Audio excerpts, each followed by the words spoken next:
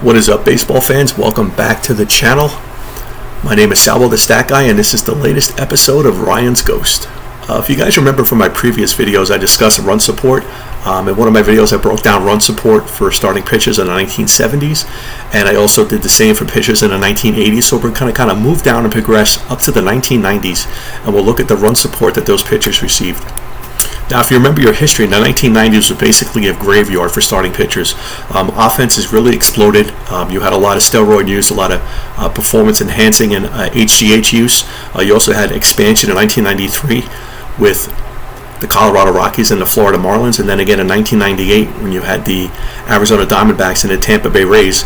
So pitchers definitely took a beating in the 1990s, and so I wanted to look at how run support greatly changed from the 70s and 80s up into the 1990s. Now, in my previous videos, I did pitchers who had a minimum of 200 starts in the decade. So pitchers who had a minimum of 200 starts in the 1970s, 1980s, and once again in the 1990s. In the 1990s, pitchers with 200 or more starts was down to 51. Okay, it was 55 for pitchers in the 80s, and it was 56 for pitchers in the 1970s. So we had a little bit of a drop-off. And as far as complete games go, you had a really big drop-off as well. If you remember back to the 70s, 25% of all starts were complete games. That dropped down to 15% in the 1980s, and now it's all the way down to 7.4% in the 1990s of all games started by a pitcher was a complete game. So you definitely saw bullpens becoming a lot more prevalent in the 1990s, and most likely because of the offense was just kind of outpitching the pitchers, and so you had a lot of innings, a lot of pitchers used in the 1990s, and you had very little shutouts, very little complete games as well. As far as the 90s go, we did not have one pitcher throw 300 innings. Randy Johnson came closest back in 1999. He threw 271.2 innings, and you did not have any pitcher start 40 or more games a season. The closest you had was Greg Maddux back in 1991. He had 37 starts for the Chicago Cubs. In the 1980s, we saw two pitchers, Bruce Hurst and Storm Davis, who got over 5 runs of support in each start that they had, and that number jumped all the way up to 13 pitchers in the 1990s had 5 or more runs of support in every start that they pitched, and trust me, they really needed it too, because like I said, offense has just kind of exploded in the 1990s. So if we just take a look real quick, of all the pitchers who started a minimum of 200 games in the 1990s, first one on the list is Greg Maddux, Hall of Famer Greg Maddux. He had 331 starts all totaled in the 1990s.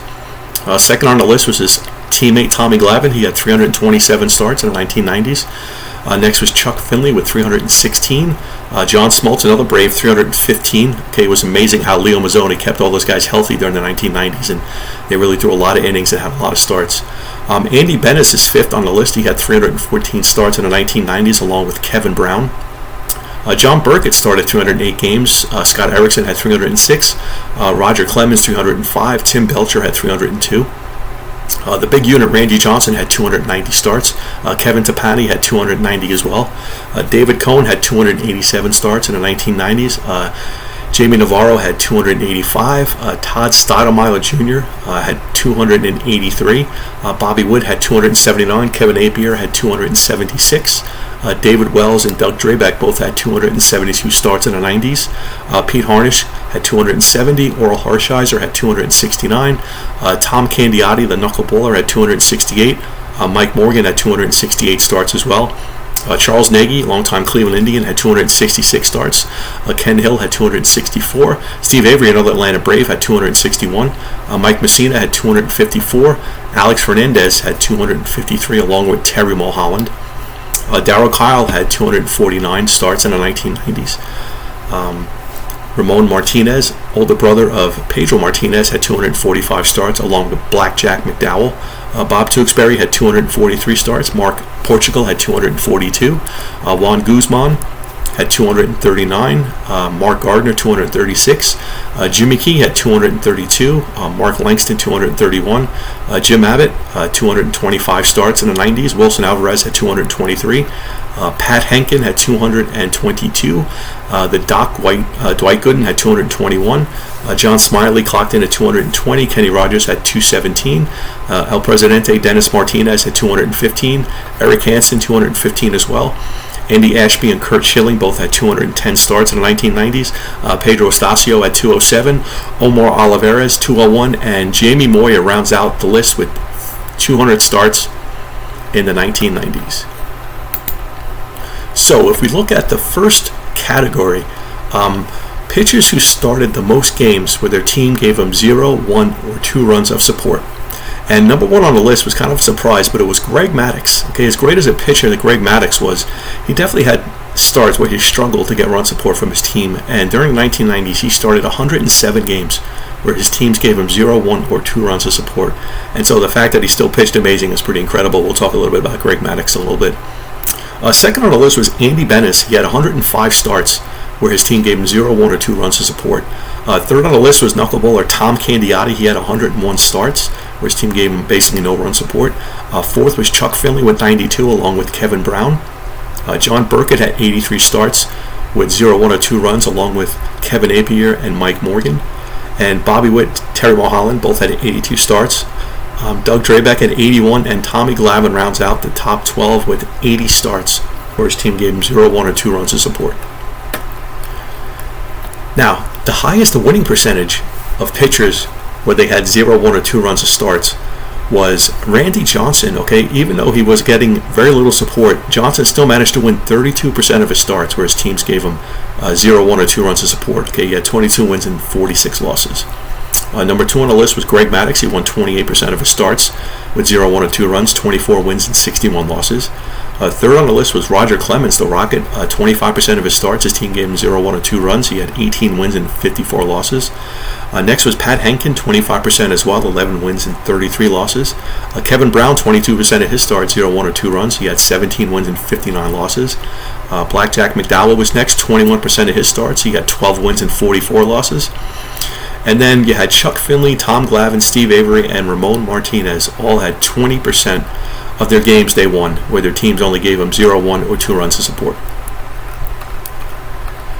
So if we break that down, and as far as the highest percentage of starts where his team got very little run support, 0, 1, or 2 runs, and number 1 on the list was Tom Candiotti. Okay, and 38% of his starts in the 1990s, his team only gave him 0, 1, or 2 runs of support. So he was definitely struggling to find support. And as a knuckleballer, you can give up a lot of runs, or you can give up hardly any runs. But it's definitely there's not a gray area when it comes to knuckleballers. They either get hit hard or they basically don't get hit at all. Second on the list was Andy Benes, pitching for the Padres in the 90s, and 33% of his starts, his team gave him 0, 1, or 2 runs, so he definitely struggled to get wins. Third was Greg Maddux, 32% of his starts, his team gave him 0, 1, or 2 runs. Terry Mulholland and Mark Langston and Bob Tewksbury and Jim Abbott, all 32% of their starts as well. And then you had Kurt Schilling, Eric Hansen, and Mike Morgan, all had 31% of their starts in the 1990s, where the teams only gave them 0, 1, or 2 runs of support. Now, if we go to the next category, pitchers with the most starts where their team gave them 3 to 5 runs of support. So they got either 3, 4, or 5 runs during the time they were pitching. And the starter with the most starts was John Smoltz. Okay, the Braves gave him 146 starts where he got 3 to 5 runs of support. Okay, number 2 on the list was Roger Clemens. He had 143 starts. Tom Glavine, another Brave, was next, 140. Kevin Brown, then 130. Fifth on the list was Greg Maddux, another Brave. He had 125. Chuck Finley had 124 starts with 3 to 5 runs of support. Scott Erickson, pitching for the Twins and the Baltimore Orioles in the 90s, 123 starts. John Burkett, 120. Andy Benes, 117. And Tim Belcher had 113 starts where his team gave him 3 to 5 runs of support. Now, if you get 3 to 5 runs of support, hopefully you're going to get the win. And so, pitchers with the highest winning percentage in starts where the team gave them 3 to 5 runs of support, you got a couple of Hall of Famers tied for first on top of the list. Tom Glavine and Greg Maddux, they won 73% of the starts where their team gave them 3 to 5 runs of support. Glavine had 74 wins and 27 losses, and Greg Maddux had 67 wins and only 25 losses. Second on the list was Jimmy Key, okay, and 72% of his starts where the team gave him 3 to 5 runs of support, he got the win. He had 44 wins and 17 losses. Next was Roger Clemens. He won 68% of his starts, 71 wins, 34 losses. Kurt Schilling was next. 67% of his games he won where his team gave him 3 to 5 runs. He had 46 wins and only 23 losses. John Smoltz was next, 66%, 71 wins and only 36 losses. The big unit, Randy Johnson, was 66% as well, 50 wins, 26 losses. Ramon Martinez, 66% of his pitched games as well, He won, getting 3 to 5 runs of support, 47 wins and only 24 losses. And Kevin Brown and Mike Messina, both 65% of the games that they got 3 to 5 runs of support, they won. Kevin Brown had 65 wins, 35 losses, and Mike Messina had 44 wins and only 24 losses. Now, the overall percentage of starts where their team gave him 3 to 5 runs of support, number one on that list would be Roger Clemens. So pitching for the Red Sox and for the Yankees and for the Blue Jays in the 1990s, 47% of his starts, his team gave him 3 to 5 runs of support. And with Roger Clemens, most of the time that was enough to get the victory. Second was John Smoltz. He got 3 to 5 runs in 46% of his starts in the 1990s. Next was Tommy Glavine, his teammate, 43% of his starts. Then you had Curt Schilling, 42% of his starts. Kevin Brown, Mike Morgan, John Smiley, and Pete Harnish, all 41% of their starts. Their teams gave him 3 to 5 runs of support. And then we had Dennis Martinez, Oral Hershiser, Scott Erickson, Andy Ashby, and Jim Abbott all got 40% of their starts where their teams gave them 3 to 5 runs of support. The last category was games where a pitcher got 6 or more runs of support. And so most of the time, if you give your starting pitcher 6 runs, pretty much over 90% of the time they're going to get a victory for you. And the 1990s was definitely no exception. Pitchers who had the most starts where the team gave them 6 or more runs, number one was Scott Erickson. Like I said, pitching for the Minnesota Twins and the Baltimore Orioles, he got 114 of his starts where his team gave him 6 or more runs of support. So you had to like your odds when you were Scott Erickson going to the round, knowing that your team was definitely going to give you plenty of run support. Second on the list was Charles Nagy. Okay, he pitched for the Cleveland Indians during the 90s, and as we know, they had some fantastic offenses with guys like Albert Bell and Manny Ramirez and Kenny Lofton and Jim Thome, Roberto Alomar. So the Indians scored just a ton of runs in the 1990s, and Nagy had 112 starts where they got 6 or more runs. So it was pretty easy if you're Charles Nagy pitching for the Cleveland Indians. Next was Mike Messina. Had 110 starts. His team got 6 or more runs. Pitching in Camden Yards, Orioles could really kind of pile the runs on for you. Fourth was David Wells. He had 110 starts as well, where his team's got 6 or more runs for him. Tim Belcher as well. Randy Johnson was next with 108 starts. Tom Glavine had 107 such starts, along with Jamie Navarro. John Burkett had 105 starts, where his team got him 6 or more runs. Kenny Rogers and Kevin Tapani both had 104 starts, where they got 6 or more runs. David Cohn and Steve Avery, 101 starts each. And then you had Chuck Finley and Oral Hershiser, both with 100 starts, where their teams gave them 6 or more runs of support. So as we said, if your team's giving you 6 runs of support, there's a good chance you're probably going to win the game. And so if you look at the winning percentages of pitchers who got 6 or more runs in their starts, number one on the list was Randy Johnson, the big unit. Okay, in 99% of his starts, where his team gave him 6 or more runs, he got the victory. Okay, he had 77 wins and only 1 loss. So you basically guaranteed a victory if you got Randy Johnson 6 runs. Second was Kevin Apier, pitching for the Kansas City Royals and the Mets and a couple other teams.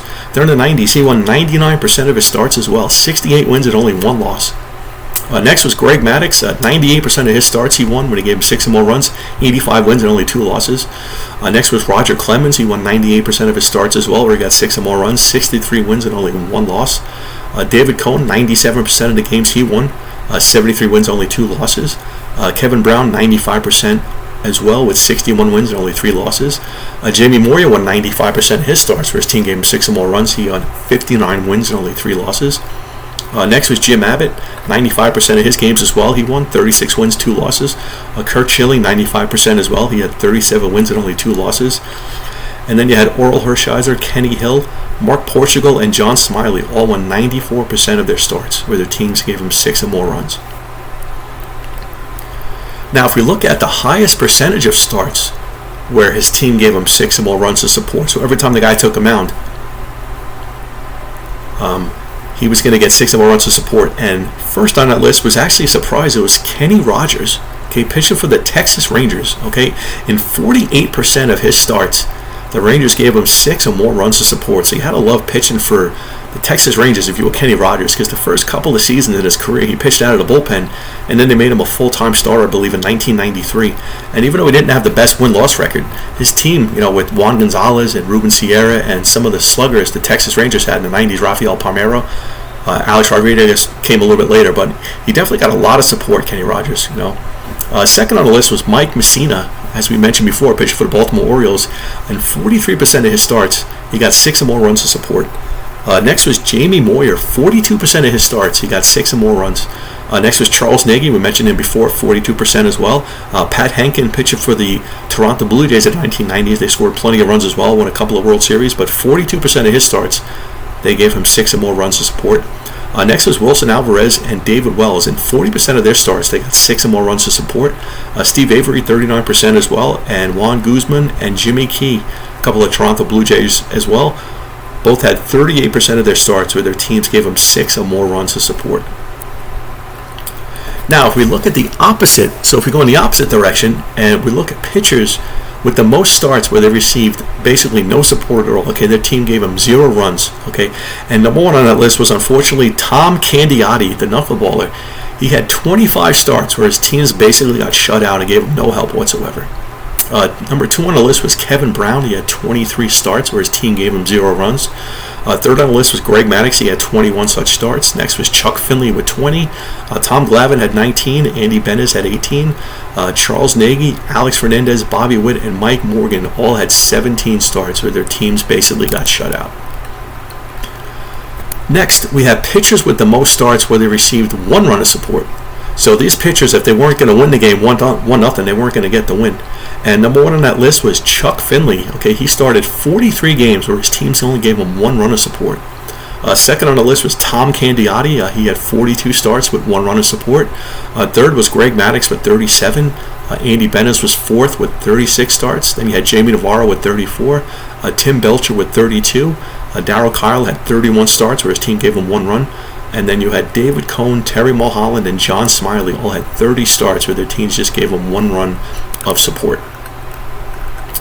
So unfortunately, if we add those categories together, so pitchers with the most starts where the team gave them 0 or 1 run of support, and unfortunately number 1 is Chuck Finley. He had 63 starts where his team gave him 0 or 1 run of support. So it had to be kind of tough being Chuck Finley in the 1990s, knowing you weren't going to get a whole lot of support from your offense.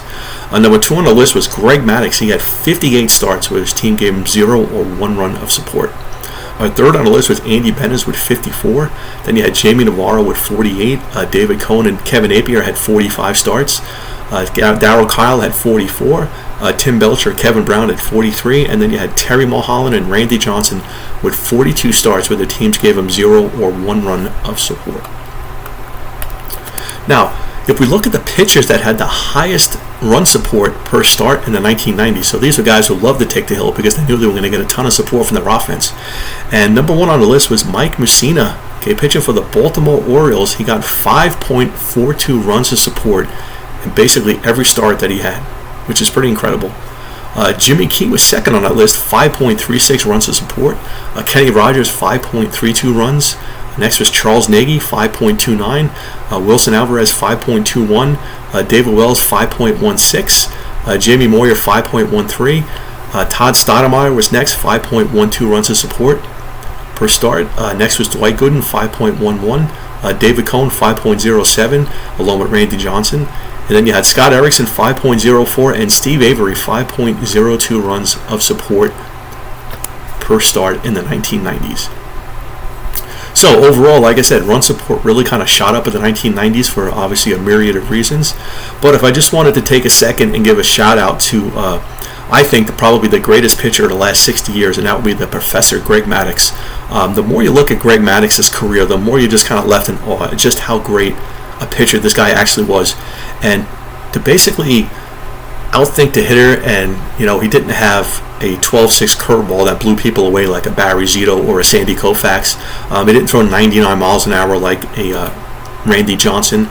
Okay, he basically had to outthink the hitters, and with a two-seamer, a cutter, a changeup, and just throwing the ball basically barely 90 miles an hour. He basically had a pitch in probably the toughest decade for pitchers because the offenses were just going crazy in the 1990s. But if we just take a real quick look at Greg Maddux during the decade of the 1990s, because you might not find a better decade for a pitcher anywhere in Major League history. But if we look at his numbers real quick, during the 1990s, Greg Maddux was first in wins. Okay, he had 176 wins and only 88 losses. He was first in innings pitched with 2,394. He was third in walks per 9 innings, 1.66 walks. He was first in home runs per 9 innings. He only gave up 0.42 home runs. And that's in the steroid where offenses are going crazy. And he was giving up 0.42 runs or home runs per 9 innings, which is just, it's almost hard to believe. He was first in ERA in the 1990s with a 2.54 ERA. He was first in WAR, 69.8. He was first in complete games with 75. He was third in shutouts with 23. He was first in quality starts with 247. And he was first in WHIP with 1.06. And as we mentioned before, in the starts where he got 0, 1, or 2 runs of support, he still managed to win 24 of those games, but his ERA was 2.37. So it must have been frustrating to pitch as well as he did and still lose 61 games because your team just had trouble just giving you a couple of runs of support.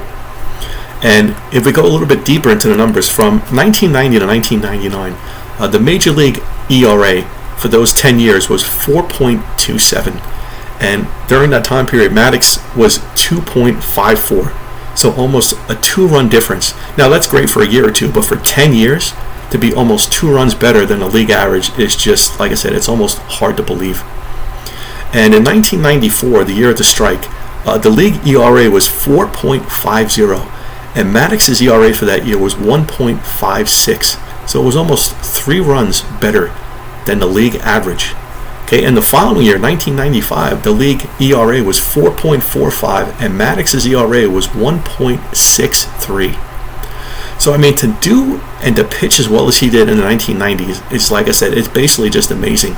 I mean, people always look at Bob Gibson in his 68 season where he went 1.12 ERA, and he basically completed almost every single game that he pitched.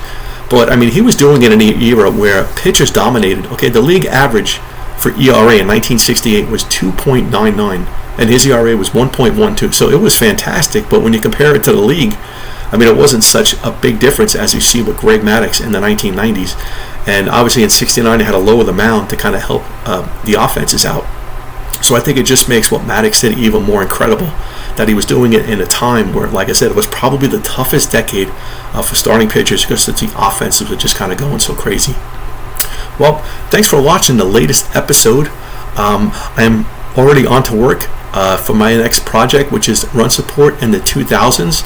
So when I finish that research, put up my spreadsheet together, I will make that video for you guys. But until then, please leave a like, please leave a comment, let me know what you think. Let me know who you think was the best pitcher in the 1990s. Let me know what you thought about the offensive explosion and just, I mean, how incredibly difficult it was to pitch in the 1990s for pitchers because, like I said, you were going to get a lot of run support, but you were also going to give up a lot of runs as well. Well, until next time, I'm Salbo the Stat Guy. Take it easy.